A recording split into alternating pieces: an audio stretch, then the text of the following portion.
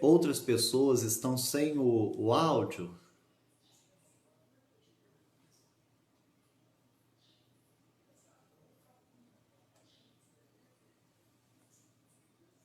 Nós vamos tentar corrigir a questão do áudio agora.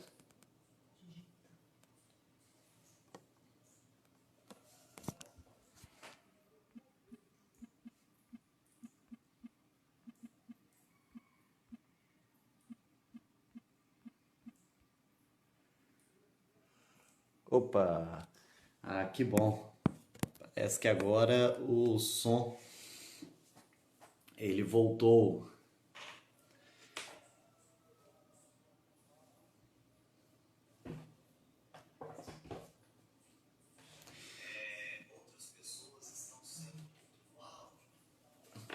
Beleza, então. Como eu falei e ninguém me ouviu, nós estamos estudando uma revista da Didaquê. Ela tem como tema Fé Cristã Autêntica. Temos estudado alguns temas referente ao que caracteriza uma igreja verdadeiramente.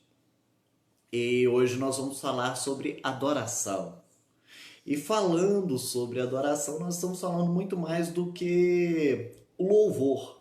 Nós estamos falando do momento do culto a Deus, no momento em que nós nos voltamos para servir a Deus de maneira mais estrita na Assembleia, como nós estamos acostumados a fazer na igreja. Nós bem sabemos que a adoração é um estilo de vida, que a adoração ela permeia todos os momentos, ou que ela deve permear todos os momentos, que nós adoramos a Deus a todo instante. Mas hoje nós vamos tratar de uma adoração mais específica, da adoração em relação ao culto, em relação ao louvor, porque é assim que ela é muitas vezes tratada dentro da teologia sistemática. E o nosso texto, que é o texto de João 4, vai falar exatamente sobre essa adoração local. E nós temos por base uma pergunta de uma mulher que diz: onde que nós devemos adorar? Nossos pais adoravam nesse monte. Vocês dizem que nós devemos adorar em Jerusalém. Então é mais ou menos nessa ideia que nós iremos trabalhar. Bom dia, Edi, bom dia, Xará. Que saudade de vocês. Deus os abençoe ricamente. Jefferson, um bom dia. Tive pegando dicas ontem com o Huberto. Queremos melhorar cada vez mais as nossas lives, as nossas gravações. E a gente pegou, assim, trocamos algumas ideias ontem para tentar aprimorar as nossas transmissões. Bom dia, Gilmar, Cilei, Kendria. Bom dia. Ou melhor, benção, minha avó, que está aqui conosco. Eu convido vocês a abrirem as suas Bíblias, se vocês estiverem com ela ao alcance. Se não estiverem e porventura vocês tenham uma Bíblia em casa, eu aconselho que vocês a peguem, porque é muito melhor nós falarmos e citarmos o texto, e você poder aí conferir o texto ao mesmo tempo. Quando nós tratamos de live, às vezes a nossa Bíblia online ou a nossa Bíblia do celular, ela nos deixa na mão, porque aí a gente vai ter que trocar de aplicativos. Então, o conselho que eu te dou é: se você puder ter junto com você uma Bíblia, vai te ajudar bastante. Inclusive, mãe, eu tenho uma pergunta para fazer para a senhora. Por um acaso eu deixei minha Bíblia aí. Cheguei agora de manhã, procurei minha Bíblia, não achei, não sei se está no meio das minhas bolsas. A verdade é que eu senti falta dela. Peguei uma outra Bíblia aqui, mas eu não sei se vocês têm essa mesma questão que eu. Parece que a gente acostuma com a nossa Bíblia aí, ó. Deixei a Bíblia lá mesmo. e eu tenho uma dependência tão grande, eu começo a ler uma Bíblia e eu vou marcando, fazendo anotações nela, e eu acabo me tornando muito dependente daquela Bíblia. Hoje nós vamos seguir com uma outra Bíblia, a mesma versão, mas eu tenho essa dificuldade. Talvez seja um costume meu, uma coisa minha. Você tem isso também? João capítulo 4, a partir do versículo 19, nós temos o seguinte registro. Senhor, disse a mulher, vejo que tu és profeta. Nossos pais adoravam neste monte. Vós, entretanto, dizeis que em Jerusalém é o lugar onde se deve adorar. Disse-lhe Jesus, mulher, podes crer-me que a hora vem, quando nem neste monte, nem em Jerusalém adorareis o Pai. Vós adorais o que não conheceis, nós adoramos o que conhecemos, porque a salvação vem dos judeus. Mas vem a hora e já chegou, em que os verdadeiros adoradores adorarão o Pai em espírito e em verdade, porque são estes o que o Pai procura para seus adoradores. Deus é espírito e importa que os seus adoradores o adorem em espírito e em verdade. Eu sei, respondeu a mulher, que há de vir o Messias, chamado Cristo. Quando ele vier, nos anunciará todas as coisas. Disse-lhe Jesus, eu sou, eu que falo contigo. Neste ponto, chegaram seus discípulos e se admiraram de que estivesse falando com uma mulher. Todavia nenhum lhe disse, que perguntas? Ou, por que falas com ela? Quanto à mulher, deixou o seu cântaro, foi à cidade e disse àqueles homens, vinde comigo e vede um homem que me disse tudo quanto tenho feito. Será este, porventura, o Cristo? Saíram, pois, da cidade e vieram ter com ele.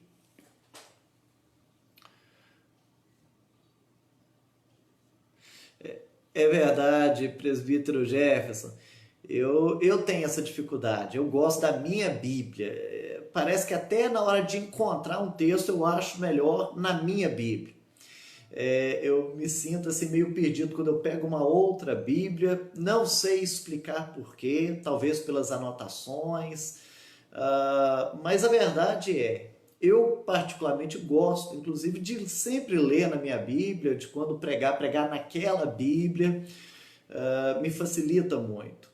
Eu tinha uma Bíblia, essa Bíblia era de 92, e eu fazia as minhas anotações nela, e depois tive que encapá-la algumas vezes, porque o tempo vai passando, ela vai desgastando, e eu perdi essa Bíblia. E senti muita falta, custei acostumar novamente com outra. Aí perdi novamente. Agora essa que eu comecei, já estava me adaptando a ela, já deixei lá na casa da minha mãe. Espero pegá-la em breve.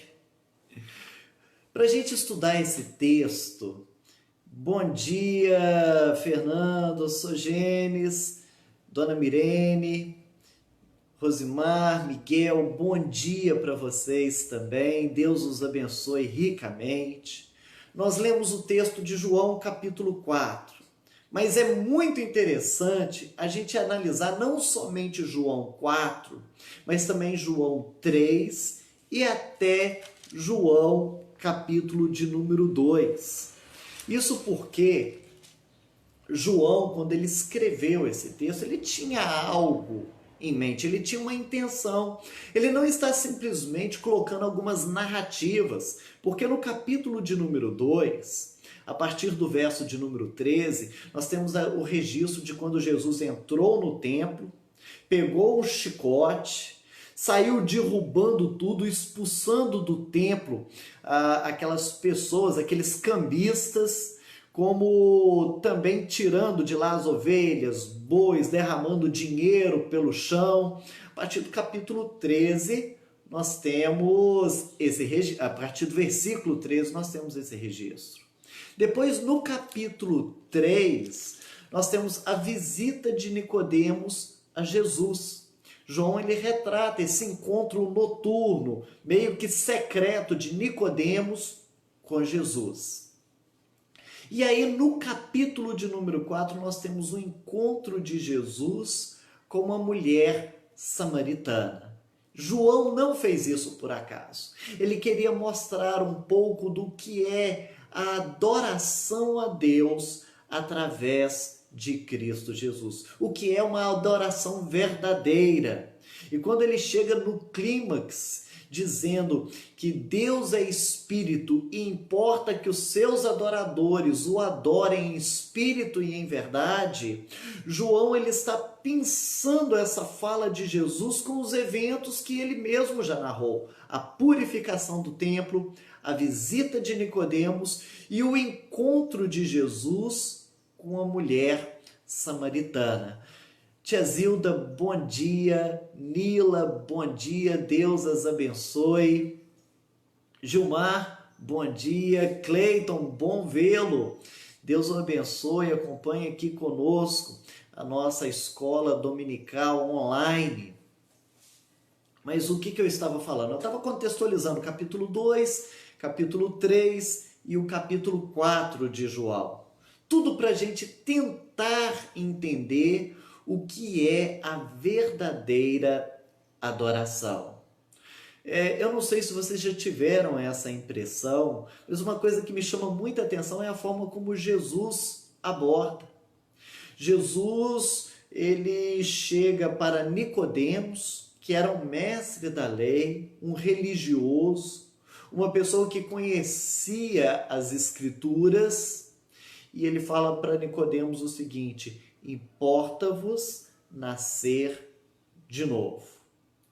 E ele se encontra com a mulher samaritana, e era uma mulher que vivia uma vida em pecado, era uma mulher não regenerada, era uma mulher que sequer conhecia de fato a Deus. Jesus ele denuncia isso, dizendo que vocês adoram o que vocês não conhecem. Mas para essa mulher, Jesus fala que Deus é espírito e importa que os seus adoradores o adorem em espírito e em verdade. Eu falo isso porque se eu estivesse no lugar de Jesus, e graças a Deus não estou, mas se eu estivesse na minha frente o Nicodemos e a mulher samaritana, eu ia virar para o Nicodemos e falar assim: Nicodemos, você já é uma pessoa religiosa. O que você tem que aprender é a forma correta de adorar a Deus. E eu ia virar para aquela mulher samaritana que estava numa vida de pecado e diria para ela: olha, você precisa nascer de novo. Mas é interessante que Jesus ele faz o contrário. Para o Nicodemos ele diz: você tem que nascer de novo. E para aquela mulher ele diz: você deve adorar em espírito e em verdade. E é interessante também que para que Jesus estivesse conversando com aquela mulher, ele quebrou alguns tabus. Ele removeu alguns preconceitos daquela época. O primeiro deles era em relação ao relacionamento entre judeus e samaritanos. Judeus e samaritanos não se bicavam. Judeu não gostava de samaritano. Samaritanos, eles foram uma raça miscigenada. Na verdade, todos eles vieram de Jacó. Nós sabemos que nós temos Abraão, Isaque e Jacó. E de Jacó nós tivemos 12 tribos, as 12 tribos de Israel. E eles se transformaram em uma grande nação. Com o passar do tempo, essa nação se dividiu em dois reinos: o reino do norte e o reino do sul. O reino do sul ficou com duas tribos, Judá e Benjamim, se a gente pegasse de maneira mais grossa, lógico que tinha ali pessoas de outras tribos, mas o forte era Judá e Benjamim, e eles compunham o reino do sul. As demais tribos formaram o reino do norte, e esse reino do norte foi levado cativo pela Assíria. Então eles sofreram o exílio, E o que que aconteceu? Nas cidades aonde eles moravam, inclusive Samaria, que era a capital do Reino do Norte, o rei assírio, ele colocou pessoas de outras nações, pessoas pagãs que se misturaram com o antigo povo de Deus, e dessa mistura vieram os samaritanos. Então houve uma união entre os filhos de Israel com esses povos pagãos, e a nação ela perdeu um pouco da sua identidade. Judá, por sua vez, também foi levada para o exílio, mas eles voltaram, e aqueles que tinham se casado com estrangeiras, segundo o livro de Esdras, eles despediram.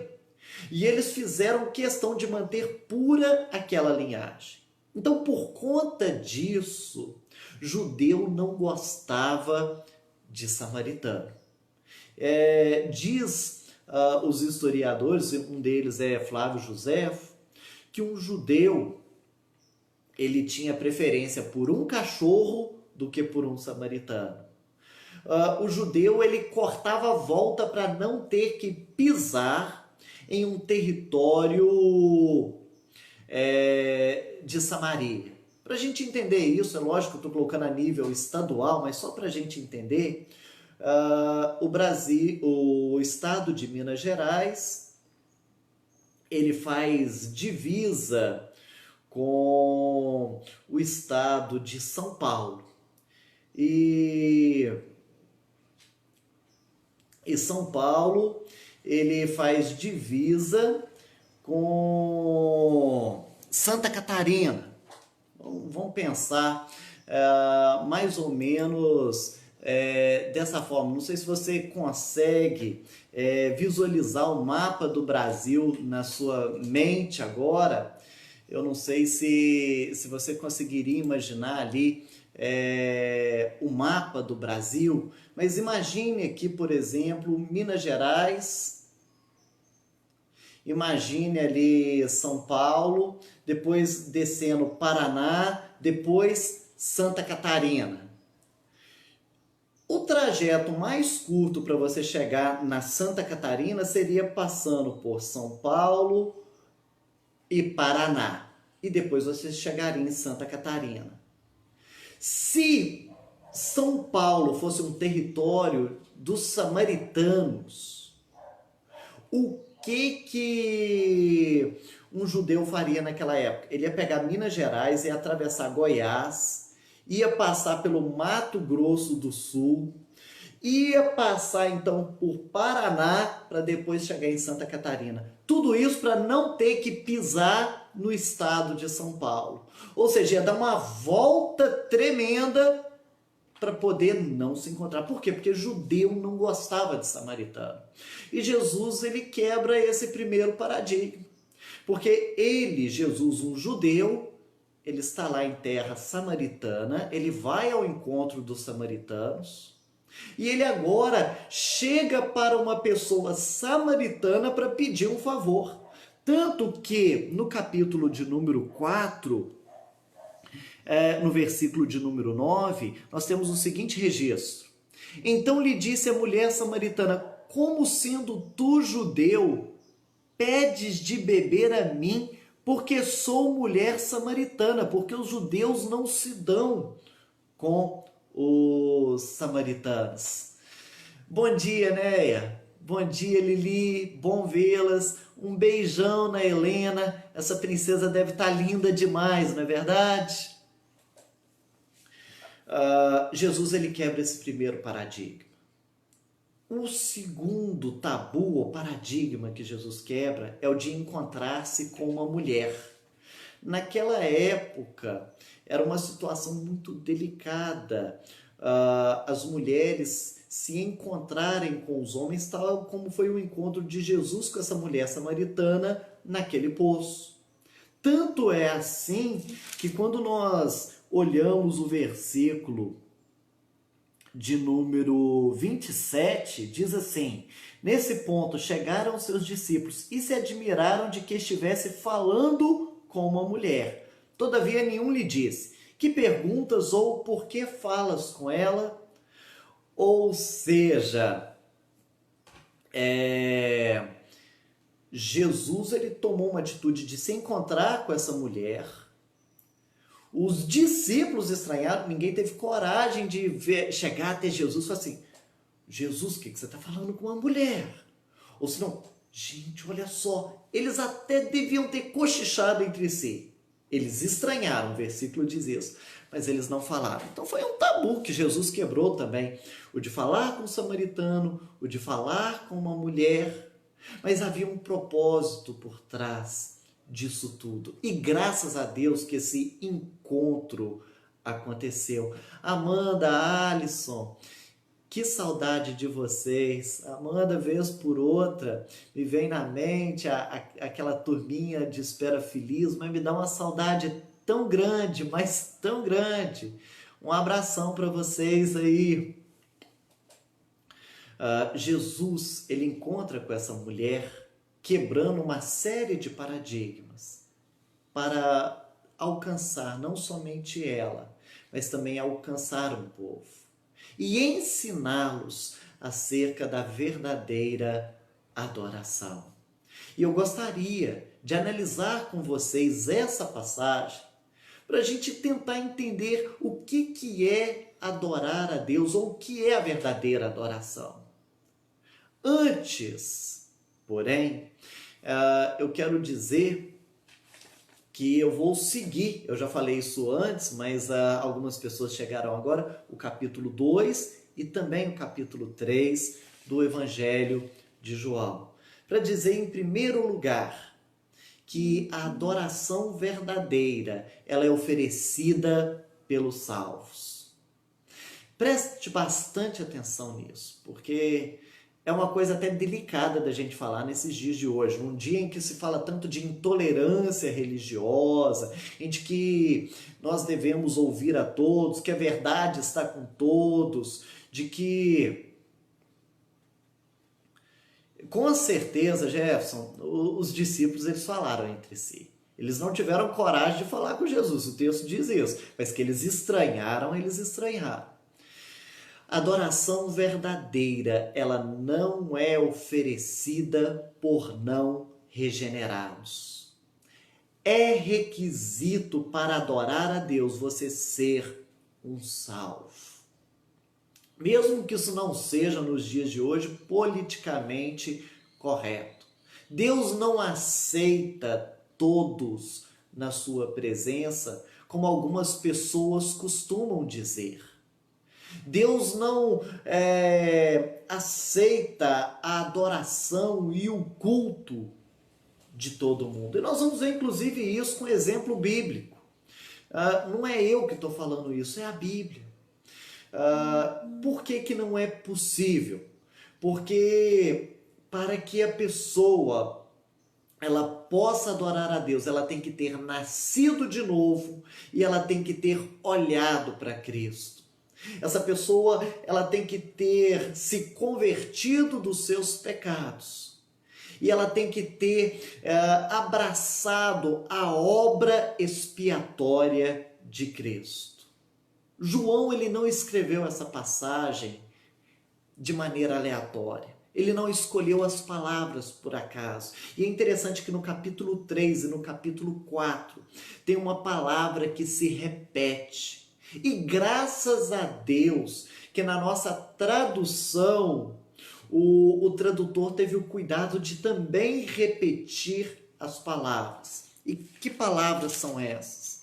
No capítulo de número 3, versículo de número 7. Não te admires de eu te dizer, importa-vos nascer de novo. Guarda essa palavra, importa-vos. Lá no versículo 14 ainda do capítulo 3, diz assim, e do mesmo modo que Moisés levantou a serpente no deserto, assim importa que o Filho do Homem seja levantado. Mais uma vez, essa expressão, esse termo, importa. E agora no capítulo 4, no versículo 24, que é inclusive o texto base do nosso estudo de hoje, diz assim: Deus é espírito e importa que os seus adoradores o adorem em espírito e em verdade. É muito interessante que em 2 capítulos essa expressão não tão comum assim no Novo Testamento apareça 3 vezes. Eu não sei, aqui eu coloquei aqui, ó, tá vendo? Essa segunda aqui, eu sabia que ia aparecer espelhada, eu falei assim, eu vou imprimir de 2 formas, eu vou imprimir de frente para trás, de trás para frente, porque se aparecer de maneira espelhada para aqueles que estão participando da live, eles vão conseguir ver essa palavra grega aqui chamada dei. O que significa essa palavra? Essa palavra ela foi traduzida no português para importa, mas ela também pode significar necessário, essencial, fundamental. Ela dá a ideia de exigência. Então, quando João ele coloca esse termo, desde o capítulo 3, e vai seguindo, chegando até aqui no capítulo 4, ele está mostrando algumas exigências da adoração.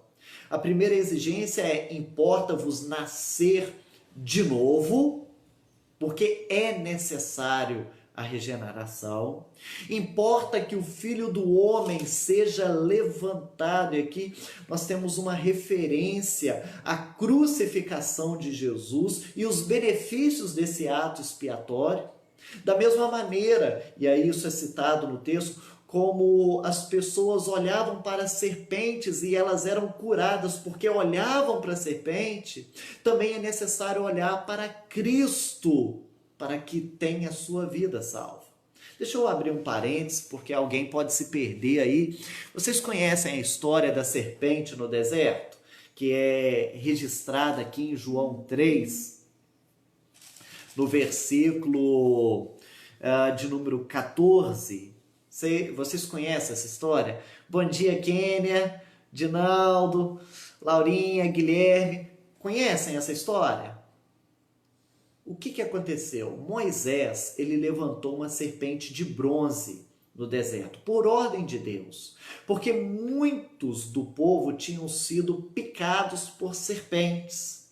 Então, o que Deus mandou Moisés fazer? Moisés, você vai levantar uma serpente de bronze e todos aqueles que forem picados pela serpente, eles vão olhar para essa serpente de bronze e ao olhar para essa serpente de bronze, eles serão salvos. Então há um paralelo, e João ele faz esse paralelo, da mesma maneira como aconteceu com aquela serpente no deserto. É necessário, importa que o Filho do Homem seja levantado. Ele foi levantado naquele madeiro. E aqueles que olham para Cristo, aqueles que se apropriam dos benefícios dessa morte, é que verdadeiramente podem e devem adorar a Deus. São aqueles que são aceitos na presença de Deus, porque não tem outra forma a não ser pelo novo e vivo caminho que foi aberto por Cristo Jesus. Então a adoração ela exige de nós um novo nascimento, ela exige de nós a nossa justificação, que foi o que nós estudamos na semana passada. Nós precisamos nos apresentar como justos diante de Deus, e isso através da obra de Cristo. Mas nós também temos essa expressão aqui, o dei, no versículo 24 do capítulo 4, quando diz que Deus é espírito e importa, é necessário que os seus adoradores o adorem em espírito e em verdade. O que significa isso? Adoração em espírito e em verdade. Nós vamos ver daqui a pouco de maneira um pouco mais detalhada, mas eu já adianto para vocês, é uma adoração sincera de alguém que vive em santificação. Então, resumindo, a adoração verdadeira ela é oferecida pelos salvos, que são regenerados, justificados e santificados. Sem esses critérios, e não sou eu que estou falando isso, é a Bíblia que fala isso, a adoração não é aceita por Deus. Reverendo Augustus Nicodemos, ele diz que a adoração é a celebração pública e visível da aliança que temos com Deus. Ou seja, é uma celebração pública e visível de uma aliança que nós temos com Deus. Se não existe essa aliança com Deus, não há adoração. A Cirlei colocou aqui um comentário e, de fato, é importante ressaltar que Deus mandou destruir a mesma serpente, porque o povo começou a adorá-la em lugar de Deus. Inclusive, o rei Ezequias mandou destruir essa serpente pelo zelo que ele tinha por Deus, porque mudou-se o foco, né, Cirlei? Ali no deserto ela tinha uma função, mas depois ela passou a ser objeto de adoração. E é um objeto de adoração que tira a exclusividade de Deus. Inclusive, isso é algo que nós vamos falar sobre adoração. A adoração ela é exclusiva a Deus. Qualquer outro tipo de adoração é vista como idolatria e é pecaminosa. Nós devemos adorar tão somente a Deus. Inclusive, essa foi a resposta que Jesus deu ao diabo quando foi tentado.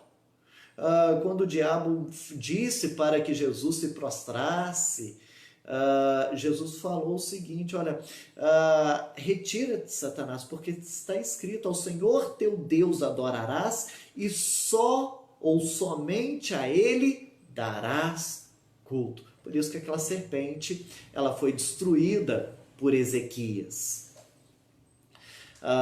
O que eu quero dizer nesse momento é que apenas aqueles que nasceram do Espírito, e importa que os seus adoradores o adorem em Espírito, então somente aqueles que nasceram do Espírito, que repousam sobre a obra expiatória de Cristo, é que podem adorar o Pai.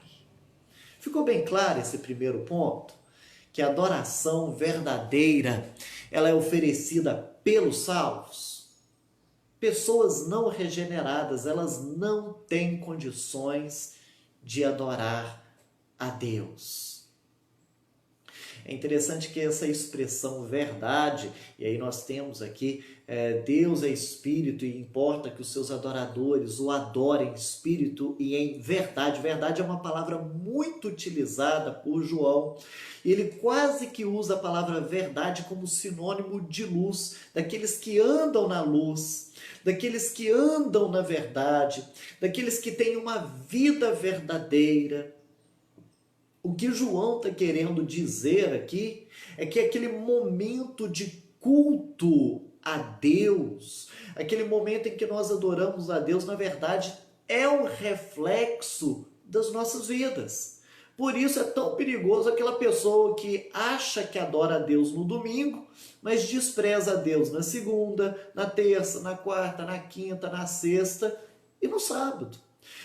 Eu já vi algumas pessoas dizendo que o nosso culto a Deus, a nossa adoração a Deus é a todo instante. E isso é verdade. A adoração ela é um estilo de vida.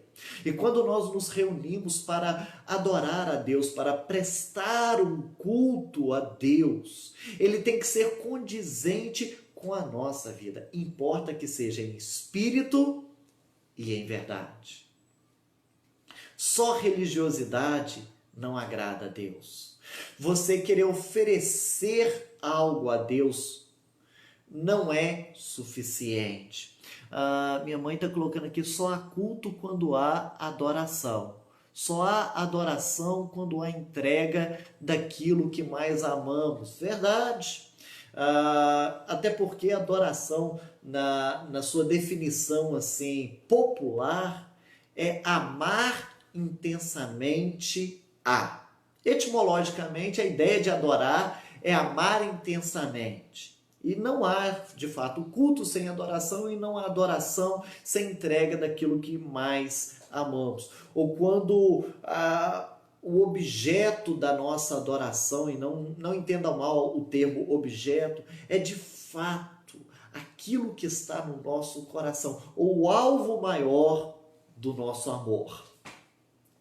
Quando a gente olha no livro de Gênesis, lá no início, no capítulo 4, quando nós vemos o culto de Abel e o culto de Caim, a oferta de Abel e a oferta de Caim, a gente observa que todos os dois tiveram intenção de adorar ao Senhor. Todos os dois tiveram a intenção de cultuar ao Senhor. Inclusive Caim, porque o texto lá, e depois se você tiver com a sua Bíblia aí, você pode ir lá em Gênesis 4 e conferir, diz que Caim trouxe ao Senhor. Ele estava expressando religiosidade, ele estava oferecendo a Deus, mas ele não foi aceito. E Deus virou para Caim e falou que se procederes bem, não é certo que serás aceito. Inclusive Deus ainda fala algo, ou é registrado algo interessante, ao passo de que de Caim e da sua oferta Deus não se agradou. É bom e é interessante nós notarmos que antes de Deus reprovar a oferta, a adoração, Deus reprovou o adorador. Ao passo de que Caim e a sua oferta, ou seja, primeiro Deus reprovou a Caim, a conduta de Caim, para depois reprovar a oferta dele. Esse é o perigo da religiosidade. O Senhor Jesus, ele condenou isso. Lá em Marcos capítulo 7, nos versículos 6 e 7, você também pode conferir esse texto. Jesus, ele diz assim, este povo, fazendo até uma citação de, se não me engano, de Isaías, este povo honra-me com os lábios, mas o seu coração está longe de mim. Em vão, porém, seja uma adoração que não é uma verdadeira adoração. De maneira geral, ou resumindo, eu posso dizer para vocês o seguinte, um filantropo generoso,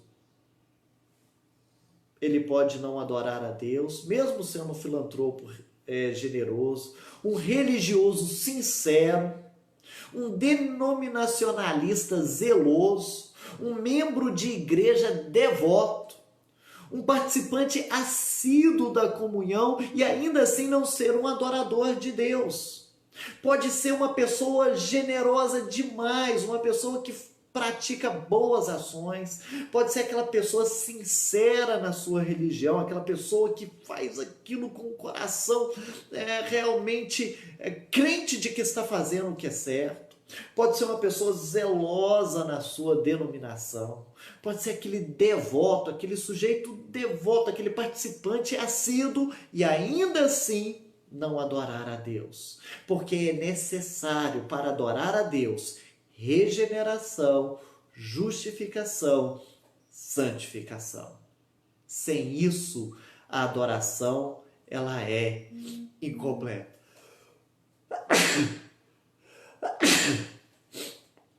Fiquem tranquilos que online nenhum vírus, seja gripe ou corona, ele não é transmitido. Acredito que aqui seja talvez uma pequena gripe, mas ela não é transmitida online não, tá certo, irmãos? Não se preocupem, estou sem a máscara aqui, mas esses espirros não chegam aí.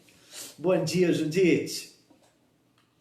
Deus a abençoe sempre aqui conosco a cada domingo. Então, esse é o primeiro requisito. A adoração verdadeira. Ela só é aceita pelos salvos. Ela só é oferecida pelos salvos, por aqueles que são regenerados, justificados e santificados.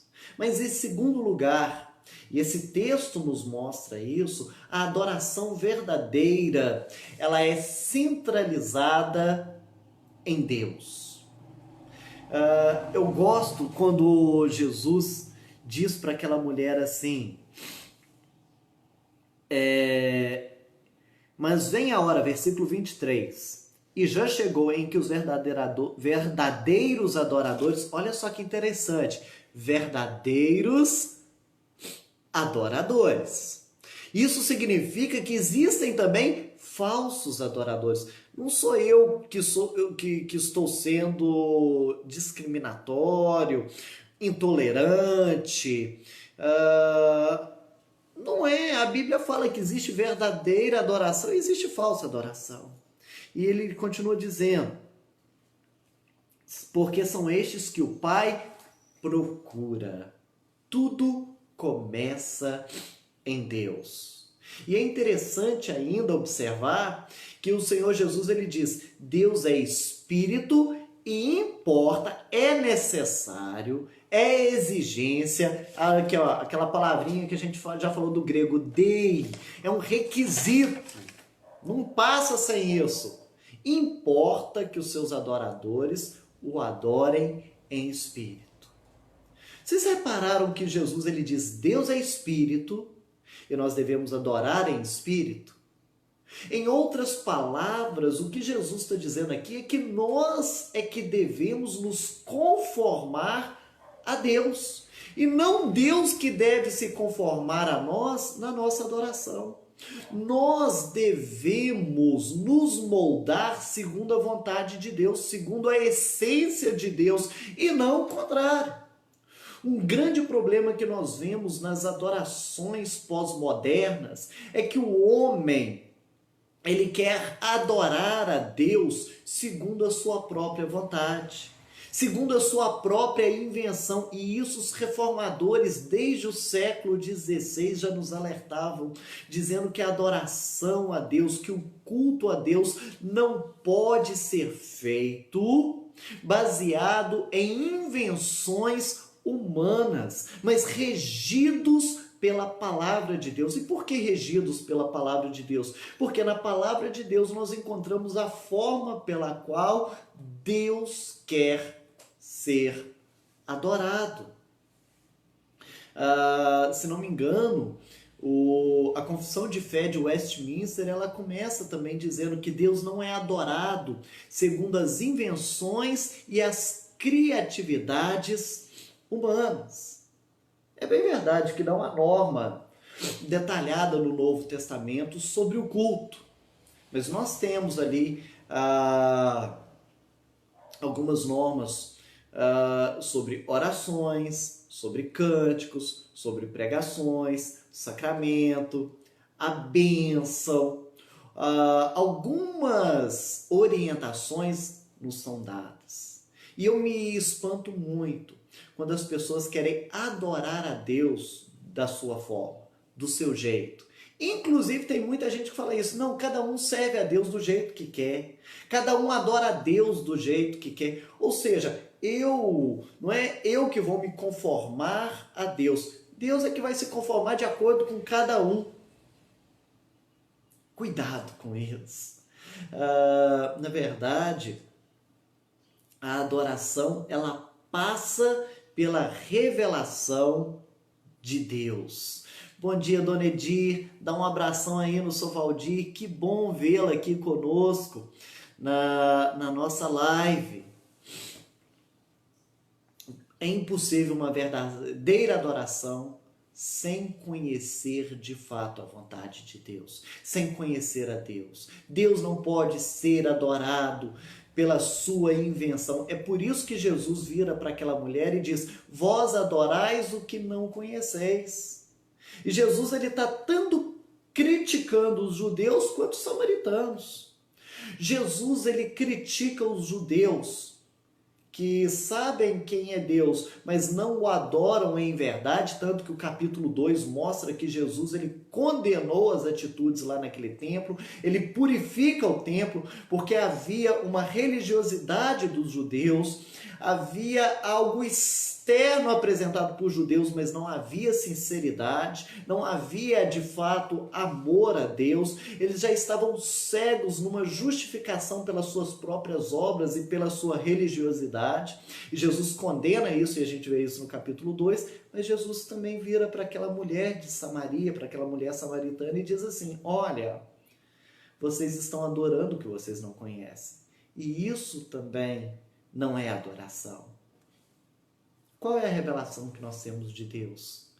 A revelação que nós temos de Deus é a sua própria palavra. Então nós devemos adorar a Deus, conforme Ele mesmo prescreve nas Santas Escrituras.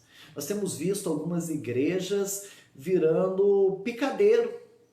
Nós temos visto algumas igrejas tentando importar as coisas que tem lá fora. Já não vai me assustar se daqui a uns dias o culto for uma boate gospel e começar a colocar ali aquelas luzes piscando e todo mundo mexendo. Por quê? Porque, não, eu quero alguma coisa que seja agradável a mim.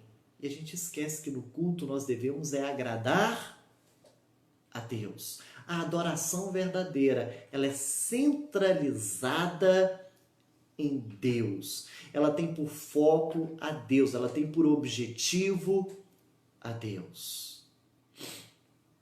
Então, a adoração verdadeira, ela é ofertada pelos salvos. A adoração verdadeira, ela é centralizada em Deus. Mas a adoração verdadeira, ela também traz resultados, ela resulta em missão. Igreja que fica nas quatro paredes, igreja que entende que a adoração é só aquele momento de uma hora e meia, 2 horas e acabou, é uma igreja que não compreende o que é verdadeira adoração, porque a adoração verdadeira, ela produz frutos. Lembra de Isaías, capítulo de número 5? É por isso que eu falo, quem puder ter Bíblia na hora da nossa escola dominical, tenha a Bíblia, porque eu vou citando o texto e depois você pode se perder quanto aos textos. E é bom a gente realmente comparar com a palavra de Deus para ver se de fato as coisas são assim.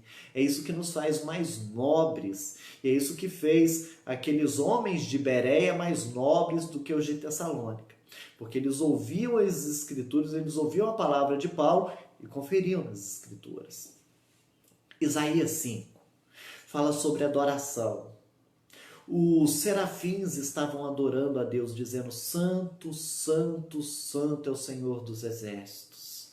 Isaías, ele compreende como ele era pecador e como Deus é santo. E ele se coloca diante de Deus de maneira humilde, pedindo que ele fosse purificado e lamentando a sua condição de indignidade. E Deus o purifica.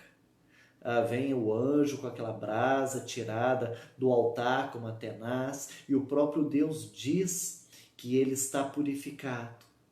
E ele então está naquele templo, naquele local de adoração. Ele já está ali credenciado, mas isso resulta em algo, porque naquele momento vem uma voz dizendo: a quem enviarei e quem há de ir por nós? E Isaías não hesita em dizer: eis-me aqui, envia-me a mim. Adoração verdadeira resulta em missão. Igreja que não é missionária, pessoas que não são missionárias, pessoas que não vão para fora, inclusive o termo igreja, eclesia, é para fora, dá a ideia de algo que parte. Aqueles que não cumprem essa missão não adoram verdadeiramente a Deus. Quando a gente volta para o nosso texto básico, a gente vê o que aconteceu com aquela mulher.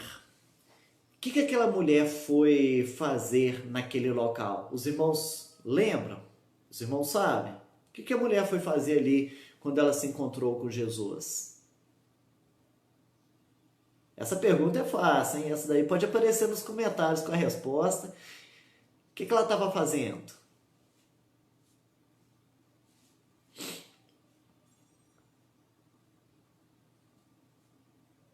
Ninguém. Às vezes dá um delayzinho, vou até esperar um tempinho para ver se aparece no comentário a resposta de alguém. O que aquela mulher foi fazer naquele lugar quando ela encontrou com Jesus?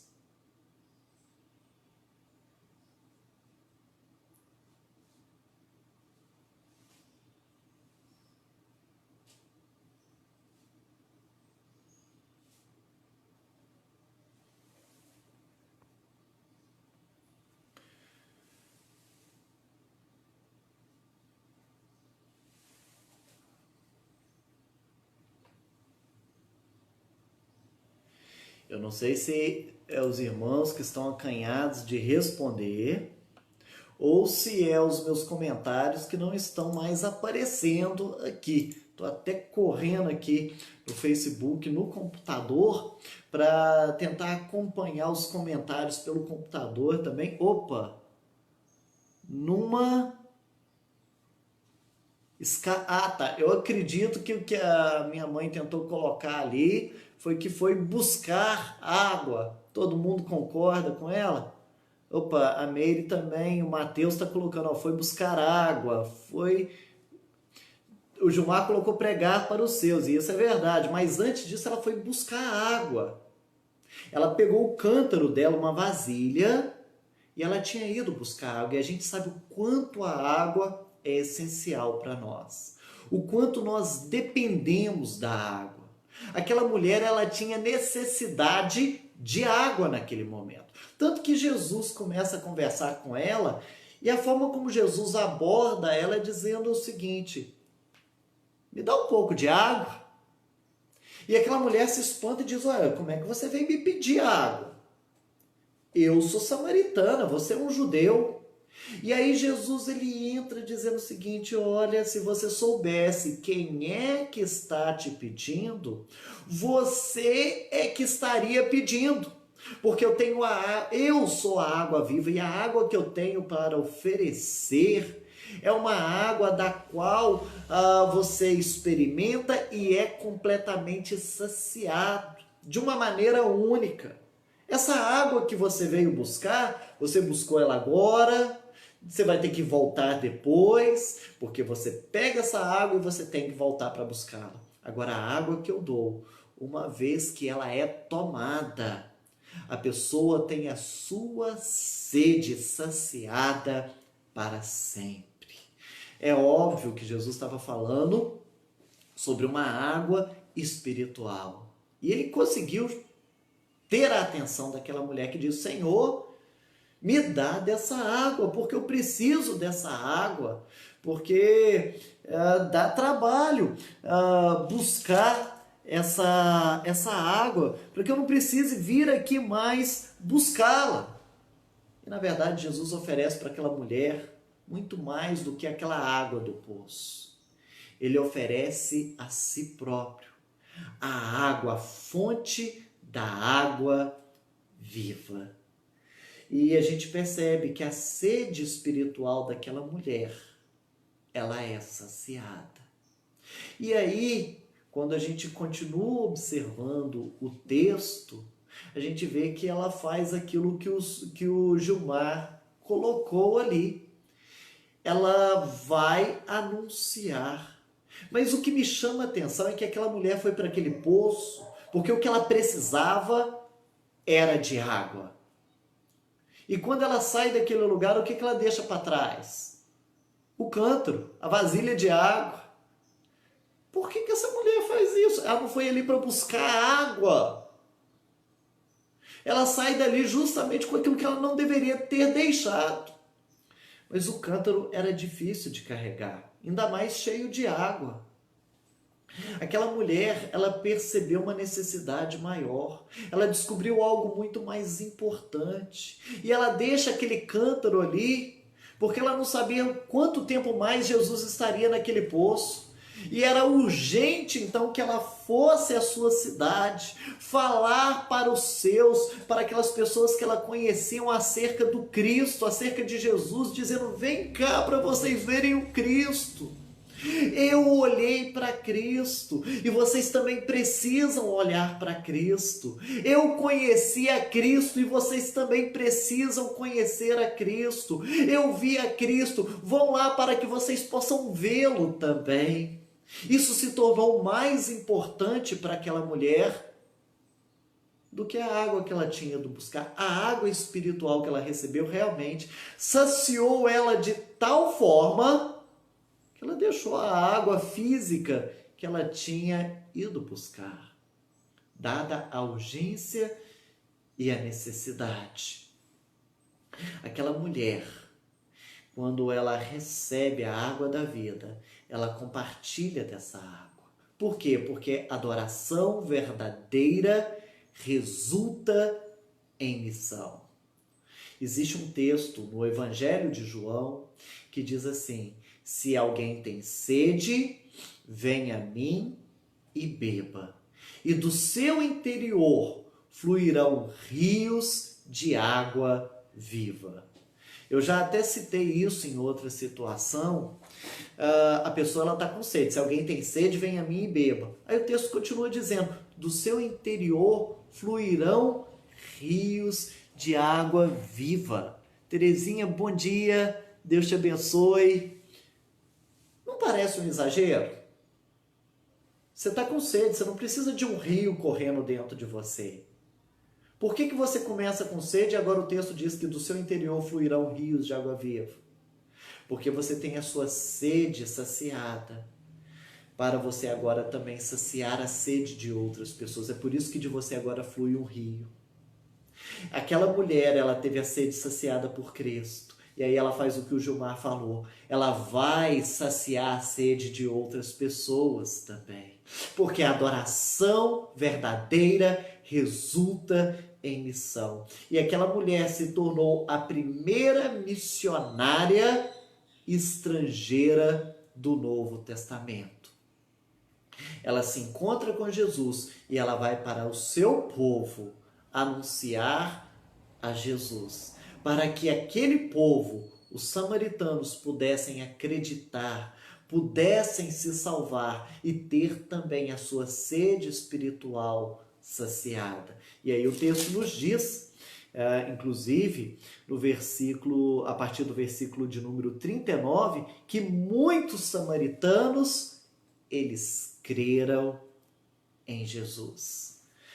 O que nós vimos hoje serve para a gente avaliar se nós temos adorado a Deus de fato. Algumas perguntas que nós devemos fazer para nós. A primeira: realmente eu sou um salvo? E como salvo, regenerado e justificado, eu estou vivendo em santidade? Eu tenho desenvolvido a santificação? Porque a adoração, ela é aceita por aqueles que são regenerados, justificados e santificados. Segunda pergunta: a sua adoração, ela tem por base a palavra de Deus? Você busca na palavra de Deus conhecer a Deus para adorá-lo? Deixa eu colocar algo que me veio na mente agora. Quando você quer agradar alguém, você tenta descobrir o que essa pessoa gosta, não é verdade? Você já viu como é que funciona isso? Você tenta conhecer o gosto da pessoa. Você quer agradar a pessoa, você fica assim tentando descobrir o que ela quer. O que vai agradá-la. Geralmente eu falo assim: que presente que eu posso dar para essa pessoa? Quanto mais você conhece a pessoa, maior as chances de você agradá-la. Não é verdade? Até porque quando você vai dar um presente para uma pessoa, você não vai dar aquilo que você gosta. Você vai dar aquilo que a pessoa que vai receber gosta. A ideia é essa. Nós temos gostos diferentes. Eu não quero agradar a mim quando eu estou presenteando, eu quero agradar a pessoa. Então, quanto mais eu conheço a pessoa, quanto mais eu investigo a pessoa, quanto mais eu vejo o que realmente ela quer, maiores as chances de eu agradá-la. Em relação a Deus, isso é verdade. Você quer agradar a Deus? Você quer cultuar a Deus de fato? Você quer adorá-lo? Conheça a Deus. E de que forma que nós conhecemos a Deus? Através da sua palavra. A adoração verdadeira, ela é centralizada em Deus e não nas nossas invenções.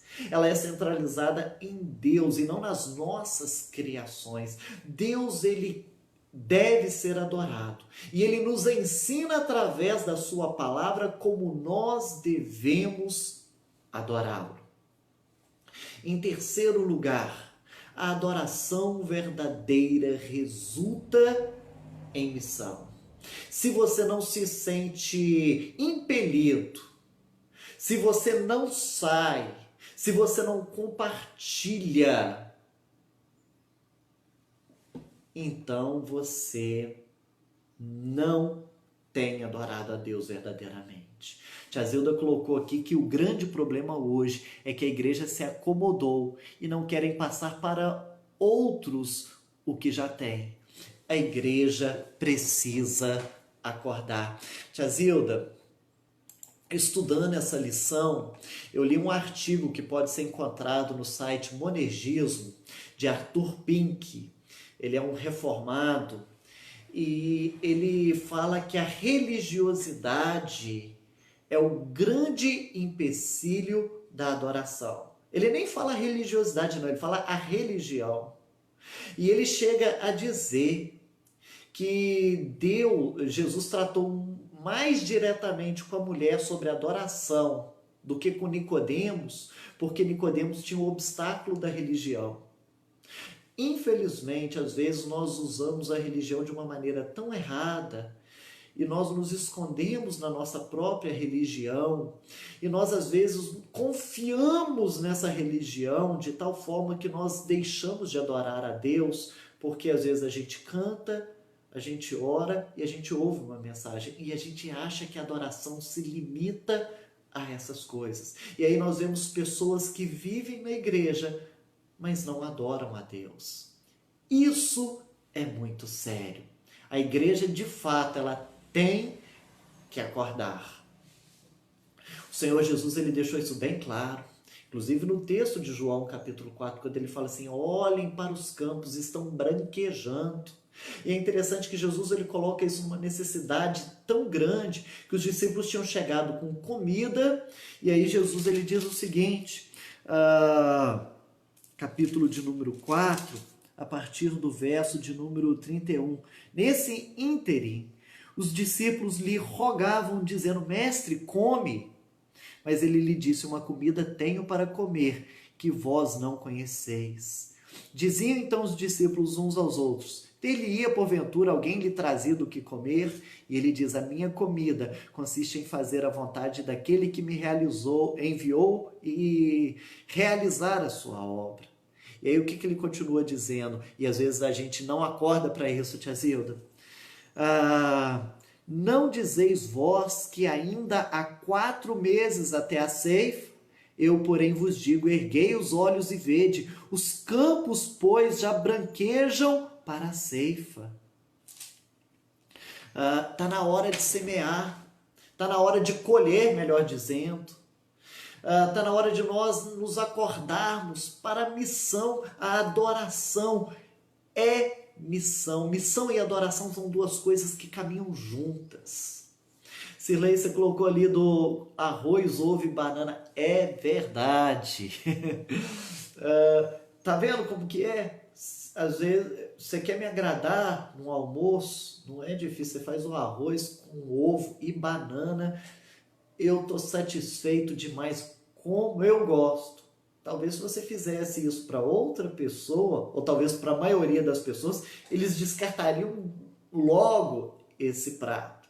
Isso é só para mostrar que quando a gente agrada a pessoa, ou quando a gente quer agradar alguém, a gente tem que descobrir o que essa pessoa gosta, o que ela quer. E em relação a Deus, é a mesma coisa. Ficou bem claro acerca da adoração? Os 3 pontos que nós discutimos hoje? Adoração, mais uma vez, ela é aceita pelos salvos, e com salvos a gente tem que entender regenerado, justificado e santificado. Inclusive, tem algumas passagens da Bíblia que diz que as nossas orações elas são interrompidas e por conta do pecado. Porque você tem que ser regenerado, justificado, santificado. Você tem que desenvolver a sua santificação. A adoração ela é aceita assim. Porque Deus ele olha o adorador para depois olhar a adoração. Ao passo de que Caim e de sua oferta Deus não agradou. Agora Deus se agradou de Abel e da sua oferta, do adorador e depois a adoração. Segundo lugar, a adoração verdadeira, ela é centralizada em Deus. E com isso, um outro detalhe.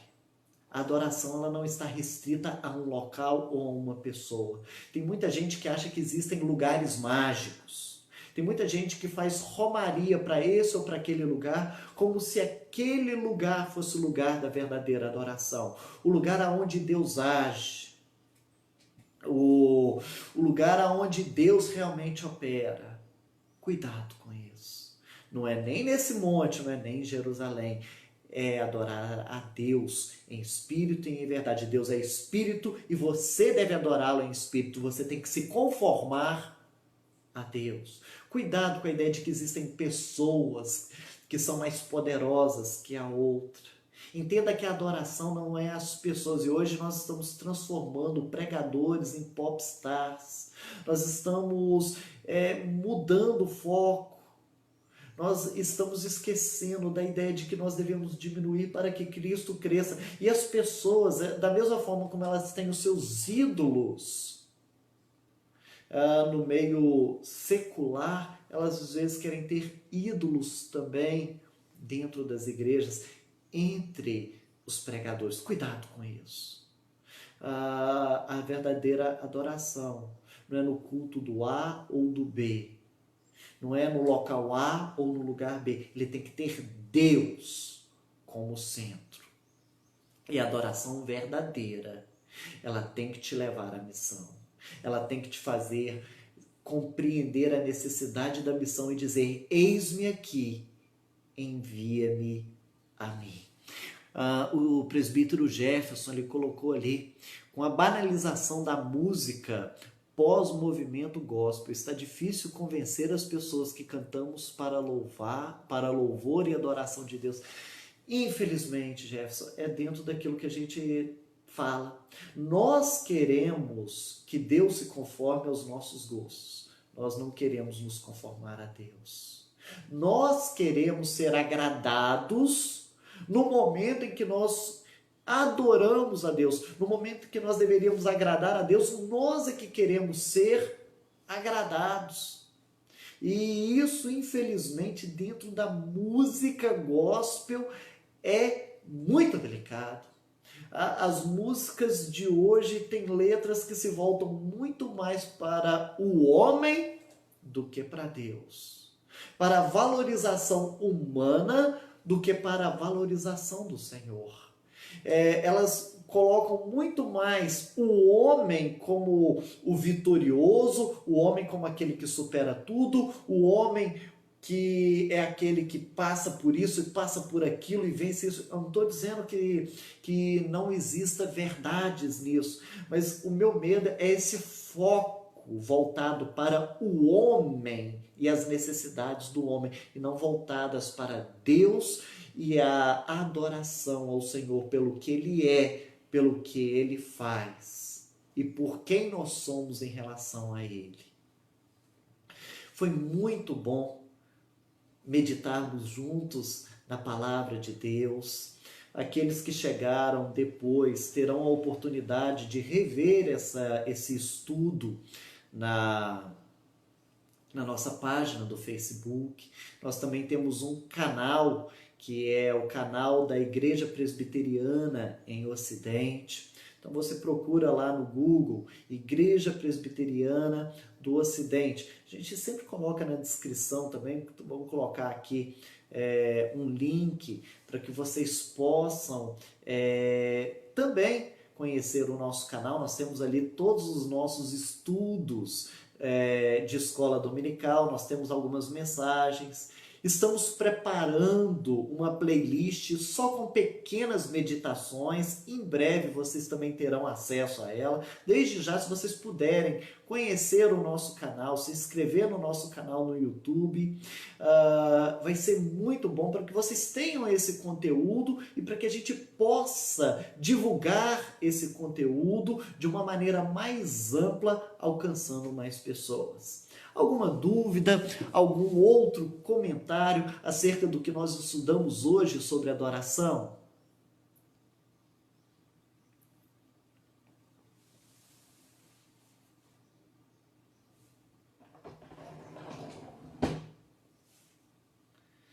Se não, nós estamos chegando para o nosso momento final, mais uma vez, louvando a Deus pela vida de cada irmão que esteve conosco durante todo esse período.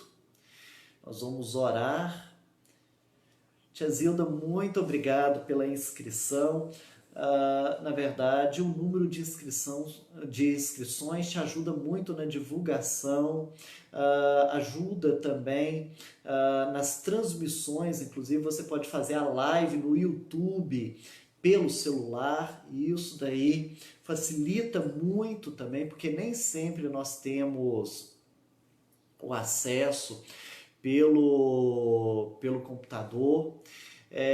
E é uma fonte muito boa. Se tem um lado positivo dessa pandemia, é justamente essa nossa inclusão, a inclusão da igreja no meio digital. Nós precisávamos disso.